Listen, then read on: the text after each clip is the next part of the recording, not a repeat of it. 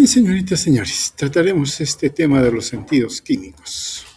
O sea, son sentidos que nos ayudan a detectar las sustancias químicas del medio ambiente. Básicamente dos, ¿no? El gusto y el olfato. Ahora, estos sentidos, el gusto y el olfato, nos permiten distinguir, como todo, digamos, entre las cosas primarias, los alimentos que vamos a consumir, si son agradables, ¿no? También si son nutritivos o también si son indeseables, dañinos o incluso mortales. Es la forma en que nosotros podemos evaluar los alimentos, ¿no? Pero a su vez también estos sentidos desencadenan respuestas fisiológicas, por ejemplo digestivas, ¿no? Y también para la regulación de los mecanismos de utilización de los alimentos. Claro, está en la fase que es digestiva, pero también de control de metabolización, ¿no? El olfato, por otra parte, permite conocer la proximidad de otros animales. Claro, acá más bien estamos haciendo referencia a nuestros antecesores. Está ligado a funciones emocionales, y los dos están ligados, y a conductas. Claro, también están ligados a conductas primitivas, que nosotros también lo tenemos, solo que nosotros los controlamos, la educación y todo ello, ¿no? Entonces, si bien es cierto, son también primitivas, pero la conducta nuestra nos permite manejarlas, ¿no? Por otro lado, el gusto nos ayuda a disfrutar de las comidas y las bebidas, obviamente, cuando nos agrade. El olfato nos permite disfrutar las esencias, la fragancia, el olor a rosas, por ejemplo, el olor a café y todo lo demás, ¿no? Ahora, el gusto y el olfato también nos protegen ciertamente y nos informan cuando algún alimento o comida está en mal estado, cuando hay una fuga de gas, por ejemplo, en estado de peligro. Y eso los animales inferiores también ustedes han debido de notar, ¿no?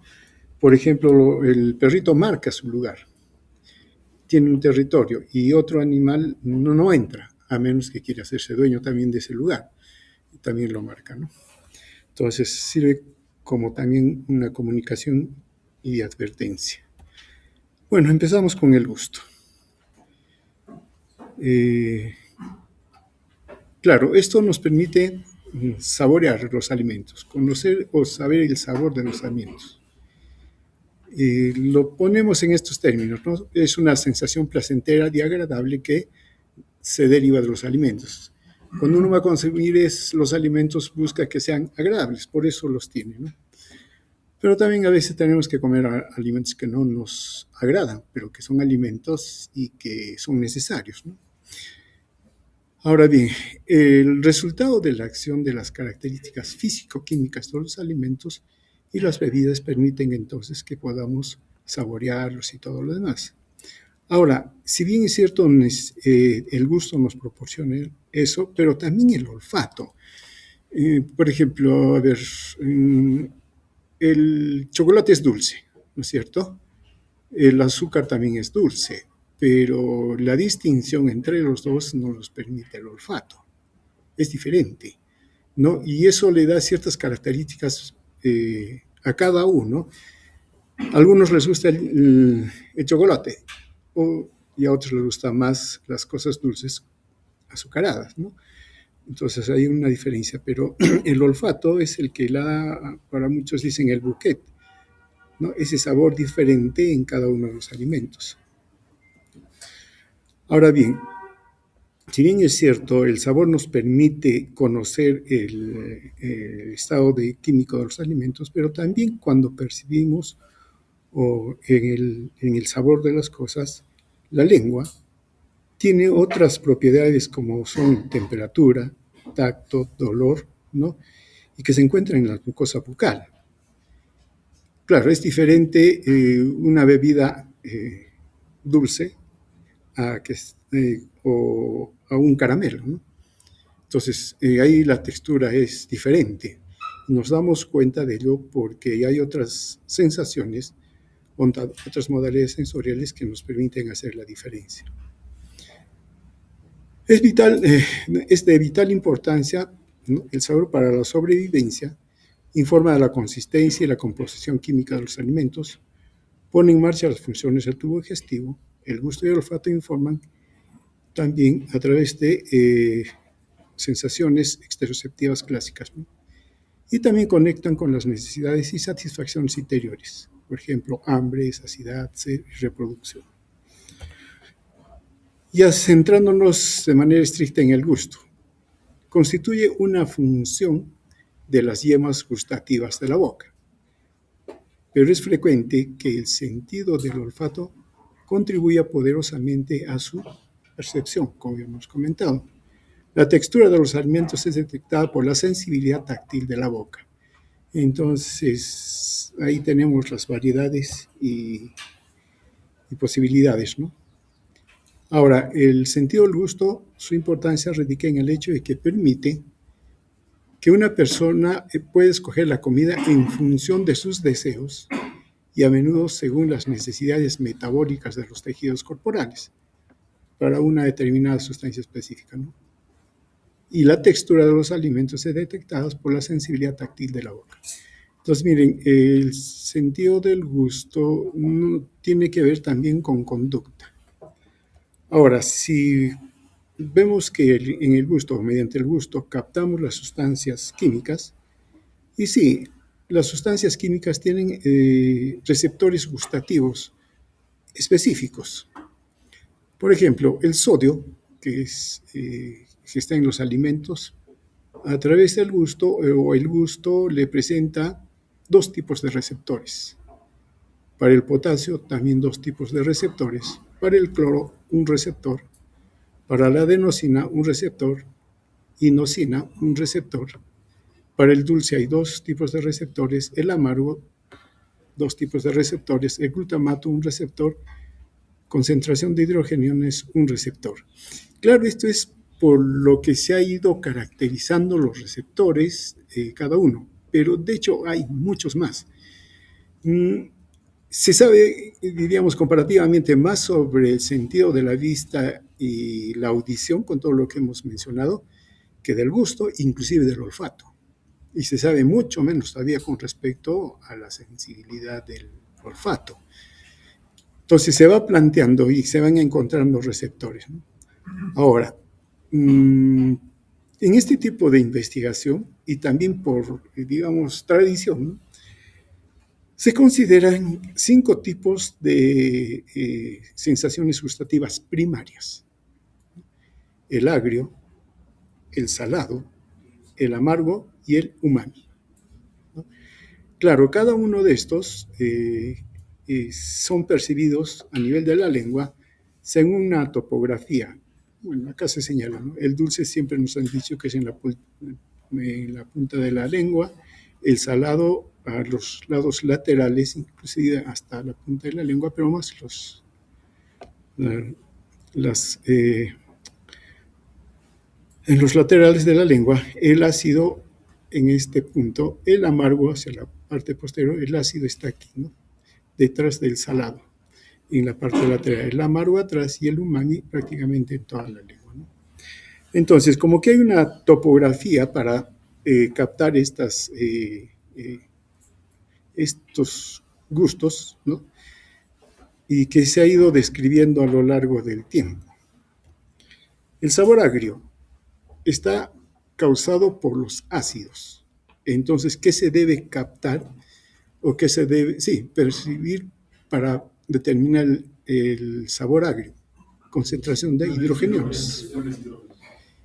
Ahora bien, entonces se capta la concentración de iones hidrogeniones y la intensidad de esta sensación gustativa es proporcional al logaritmo de la concentración del ion de hidrogeniones. O sea, mientras más aumenta la concentración de hidrogeniones, el sabor agrio es más intenso, pero no es lineal, ¿no? Es logarítmica, o sea, rápidamente sube y entonces ese sabor agrio es también mucho más fuerte, ¿no? Ahora bien, cuanto más ácido sea el alimento, más potente se vuelve dicha sensación. El sabor salado. Esto se debe a sales ionizadas, especialmente a la concentración del sodio. Claro, eso lo sabemos. Los cationes de las sales, sobre todo el sodio, son los principales responsables del gusto salado, pero hay otros aniones que contribuyen en menor medida. ¿Conocen otras sales? No, sales. El cloruro de sodio estamos hablando acá, ¿no? Claro que el sodio es el que está haciendo, digamos, actúa como un ligando, pero eso es por el cloruro de sodio. Y yo les pregunto si conocen otras sales diferentes. Ya, sí, vale también. El sabor dulce. Más bien el dulce está ocasionado no solo por una sustancia química, sino todos aquellos que sí tienen ese sabor, lo vamos a mencionar de esta manera. Están los azúcares propiamente dichos, carbohidratos, glicoles, alcoholes, aldehídos, cuerpos cetónicos, amidas, ésteres, ciertos aminoácidos, que muchos los utilizamos, por ejemplo, los edulcorantes, algunas proteínas pequeñas, ácidos sulfúricos, ácidos halogenados, sales inorgánicas de plomo, berilio, por ejemplo. Claro que estos no son alimentos. El amargo no está originado por un único tipo de agente químico. Hay sustancias orgánicas de cadena larga que contienen nitrógeno y también los alcaloides. Comprenden muchos fármacos, por ejemplo, ¿no? Medicamentos como la quinina, cafeína, estricnina. El umami, que, claro, deriva de una palabra japonesa que significa delicioso. Lo han probado el umami, ¿no? ¿Qué cosa es?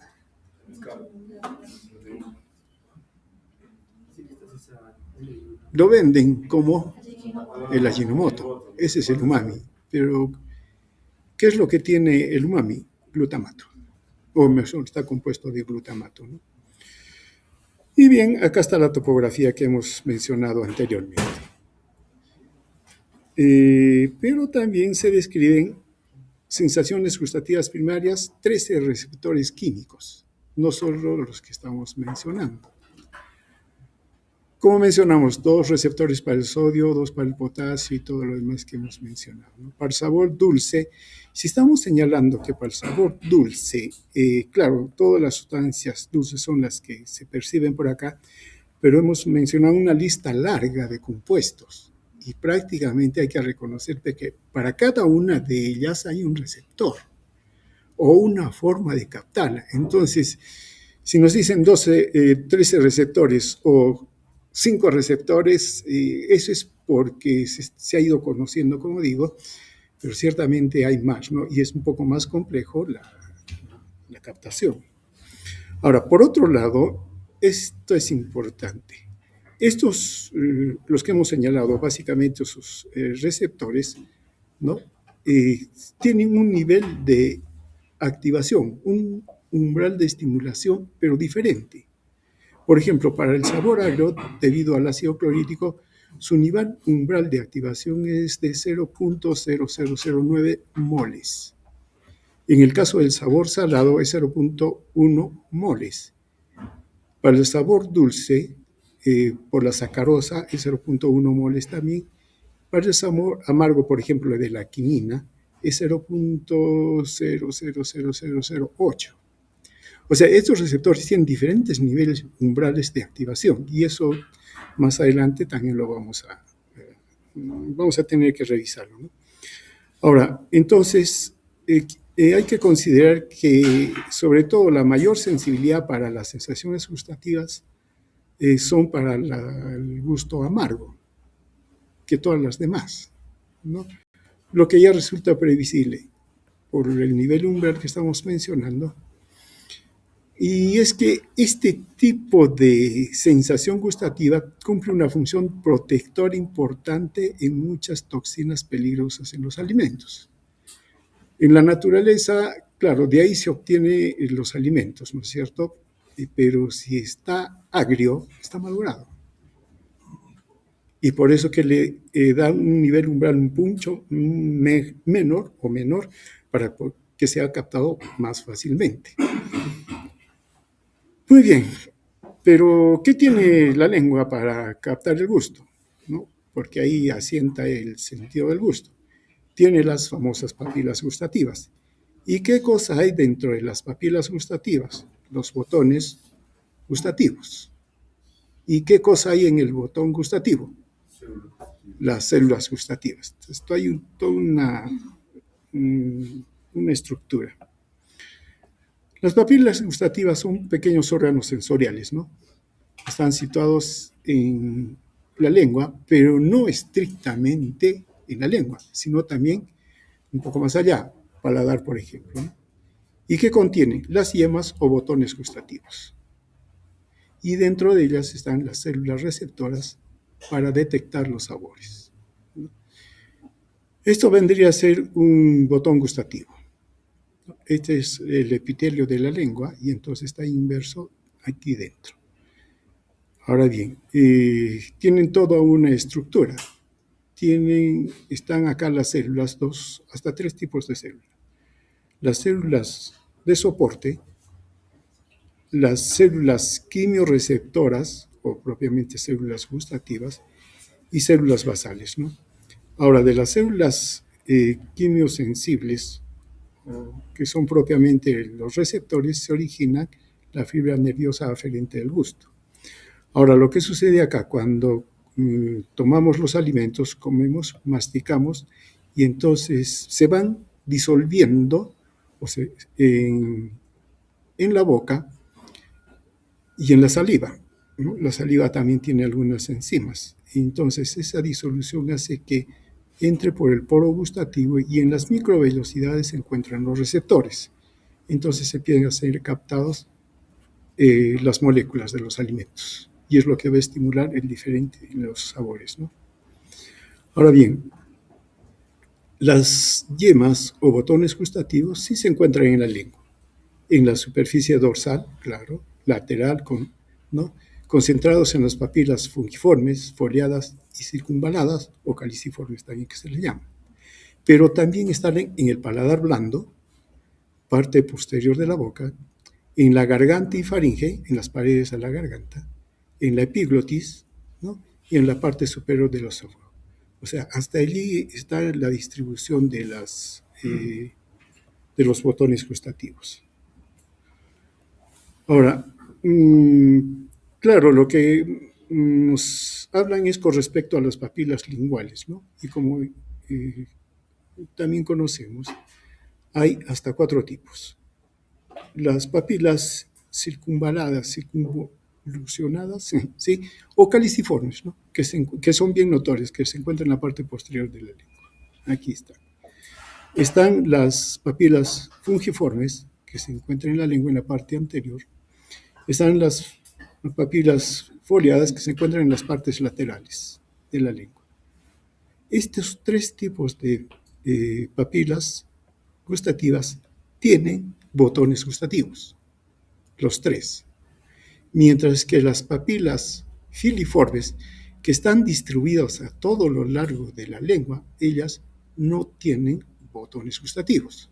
Tienen otra función, no tienen yemas, ¿no?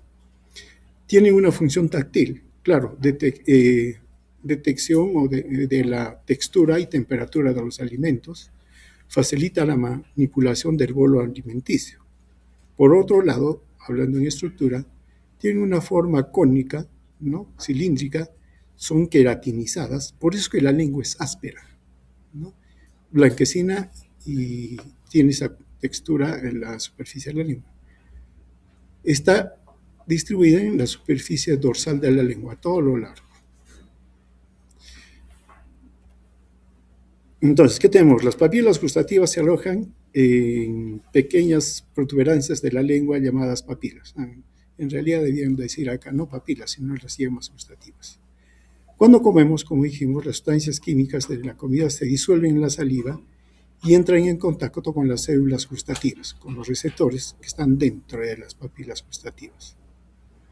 Estimulan a las células gustativas y entonces esto hace conexión con las neuronas adyacentes y descargan envían los impulsos nerviosos al lóbulo parietal donde se encuentra el centro gustativo. Ahora bien, entonces, si consideramos que el gusto trabaja con compuestos químicos disueltos en la saliva, entonces estos compuestos interactúan con receptores que son específicos localizados en las células gustativas.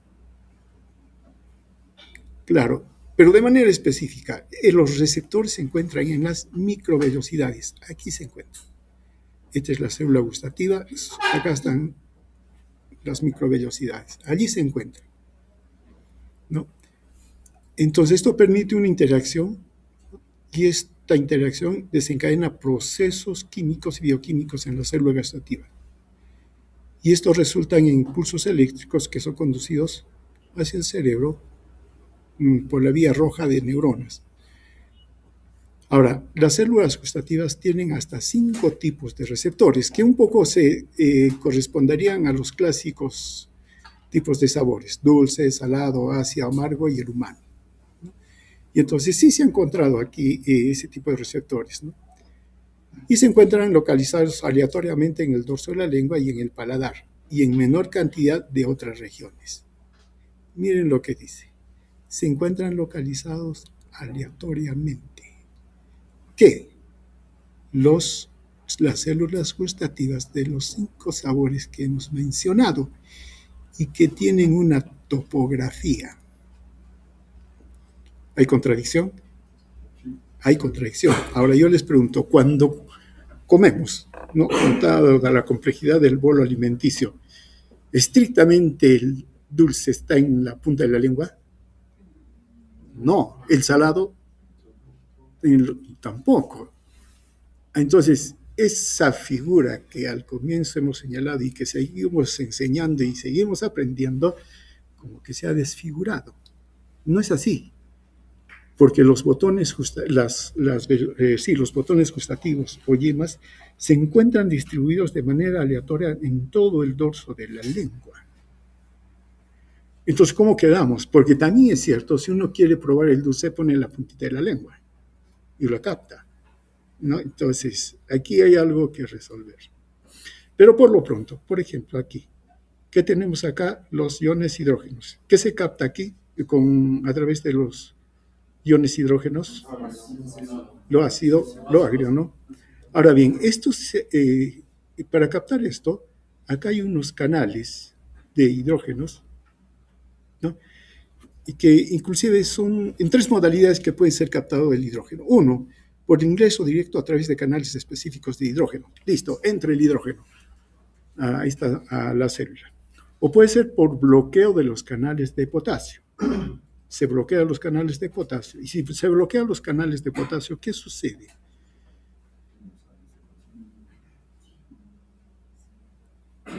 La célula, ¿qué le pasa? Se despolariza. O da lugar a la apertura de canales catiónicos, entre ellos canales de sodio. No. Si entran entonces cationes, ¿qué pasa con la célula? Despolariza. El hidrogenión por sí tiene carga positiva. Entonces, esta es la forma en que el ácido, el agrio, activa a la célula, ¿no? A través de los iones hidrógenos, activa, se despolariza y libera el neurotransmisor y se envía. Esa sería una forma por el cual se activan estas células que son específicas para el gusto del ácido salado. El glutamato tiene su propio canal, Aparentemente hasta aquí lo describen como tal. Pero este canal está ligado a proteínas G. Entonces, en buena cuenta, son receptores ligados a proteínas G. Entonces va a dar lugar a producción de segundos mensajeros y lo que va a hacer es aperturar los canales de calcio por ingresa, salida de potasio, entrada de calcio, como dijimos, sodio. Entonces lo que es entonces despolarizar. Los detalles finos, sí hay algunas explicaciones que hay, pero no son tan, digamos, no están tan bien descritas porque está todavía en proceso de caracterización y todo lo demás, ¿no? En el caso de, por ejemplo, de la cafeína. Para la cafeína, cómo lo captamos el café? Es amargo, ¿no? Entonces estamos hablando de la sensación de amargo.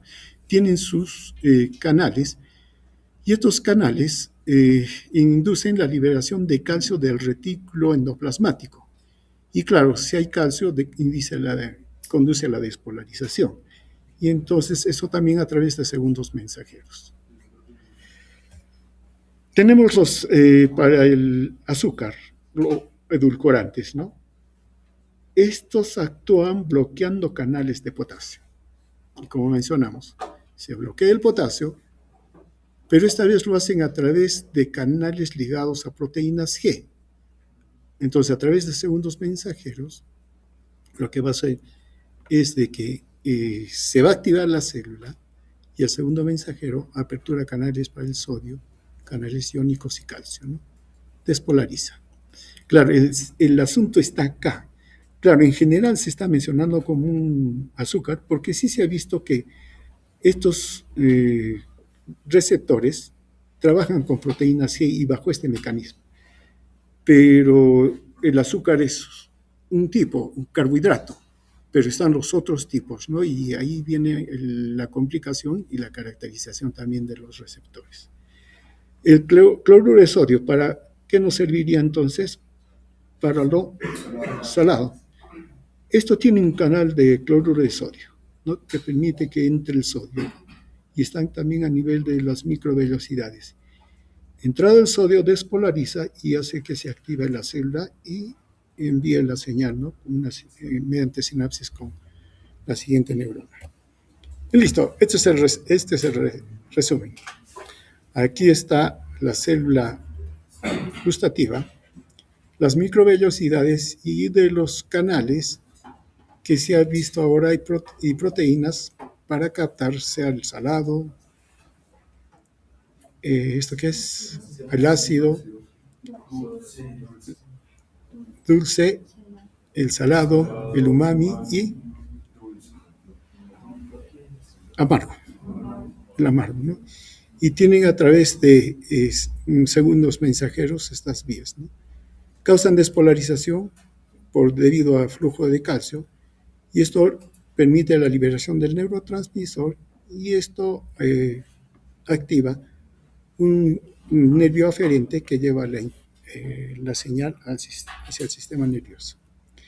Listo, con todo esto, ¿cómo funciona la lengua? Claro, primero la saliva interactúa con los alimentos, los disuelve y eso nos permite saborear. Están las papilas gustativas, están las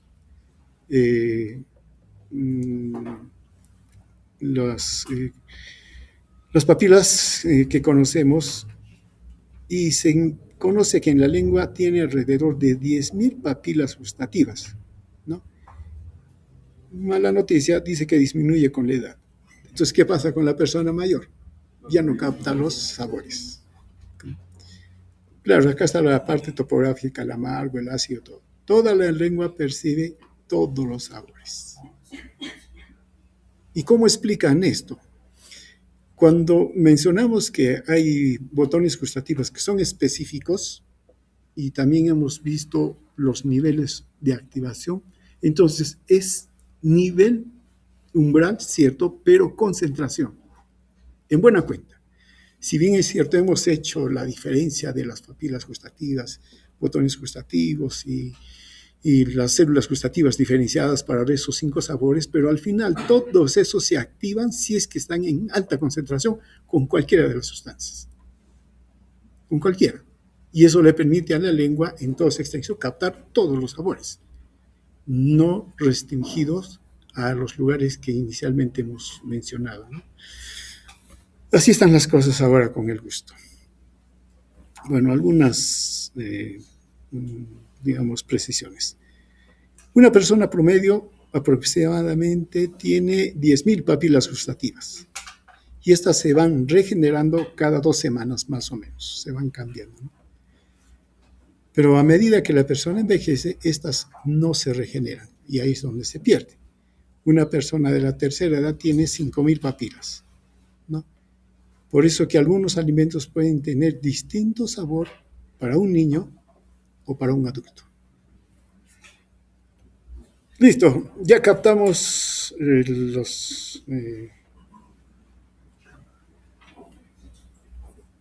ya se captó el sabor, la sustancia química, ¿no? Ya lo tenemos en la lengua y ahora se tiene que ir hacia el sistema nervioso central. Bueno, acá está la distribución. Pasaremos aquí. Miren, dijimos que la lengua es el órgano receptor del gusto, ¿no? Ahora bien, pero la lengua para la vía gustativa está inervado por 3 nervios, o hay 3 nervios aferentes. Este primero que está acá, el vago, el glosofaringio y el facial. El sentido del gusto de los 2 tercios anteriores de la lengua viaja por el nervio facial. El tercio posterior a través del glosofaringio y lo que está fuera de la lengua, en los tejidos periféricos, viaja a través del vago. ¿Hacia dónde? Al núcleo solitario, que está en la médula, y a través de esta vía llega al tálamo, y del tálamo a la corteza gustativa primaria, ¿no?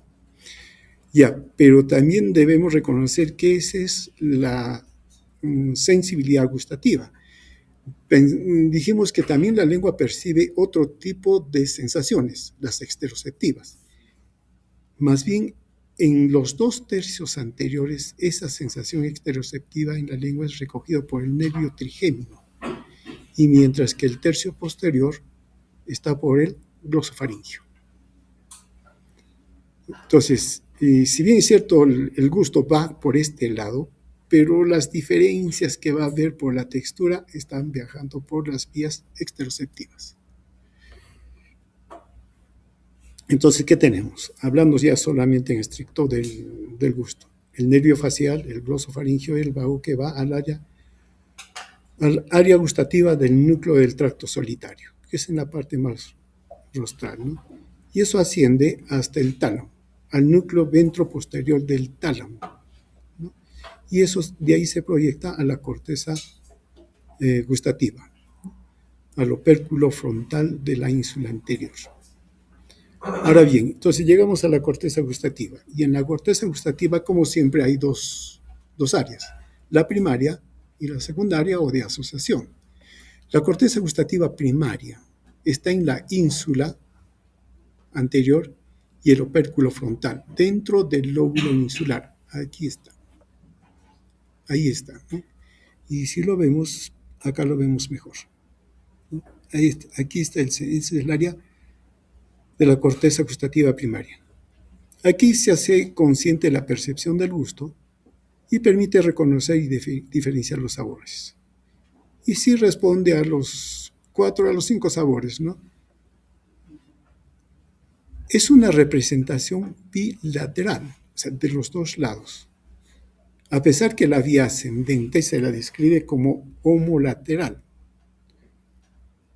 Aquí, como que no cruza, ¿no? Pero en algún lugar debe haber la decusación, no lo mencionan los autores, pero al final la representación es bilateral, con áreas especializadas en el hemisferio derecho e izquierdo. Esto para reconocer y procesar intensidad del sabor. El área gustativa secundaria está en la región orbitofrontal caudolateral. Aquí está. En esta parte se encuentra, ¿no? Integran los datos gustativos con información olfativa. Claro, mencionamos que el gusto está muy ligado a la caracterización con el olfato. Y también somatosensorial, ¿no? Esto nos permite la percepción del sabor. Esta área gustativa secundaria recibe información del hipotálamo y esto le permite respuestas gustativas y que se modifiquen según el estado de saciedad. Claro, ¿dónde está el centro de la saciedad?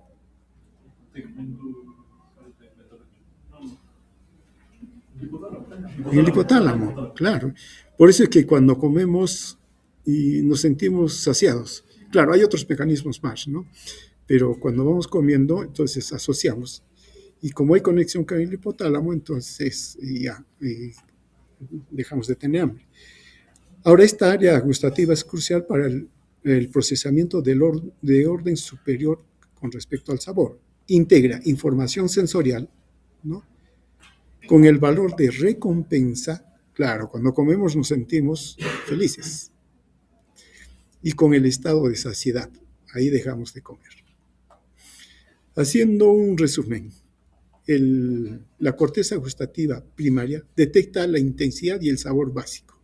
Estamos comiendo, dice. La corteza gustativa secundaria decide si ese sabor es agradable o valioso en el momento. Claro, si queremos, estamos con hambre. Entonces nos dice si nos gusta y qué significa en el contexto de la alimentación. Saciedad, por ejemplo. Y listo. Con eso quedamos con el gusto. El olfato lo vamos a hacer mañana. ¿Listo? Porque tenemos una función que cumplir. Listo. Entonces continuamos mañana.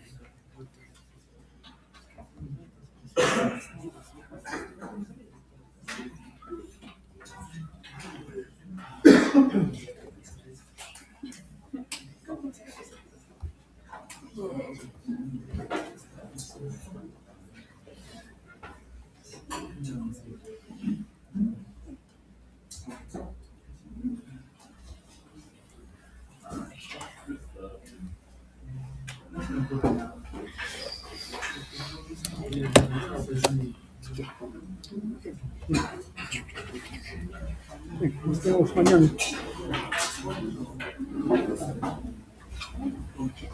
Chicos, no se vayan, no se reúnen.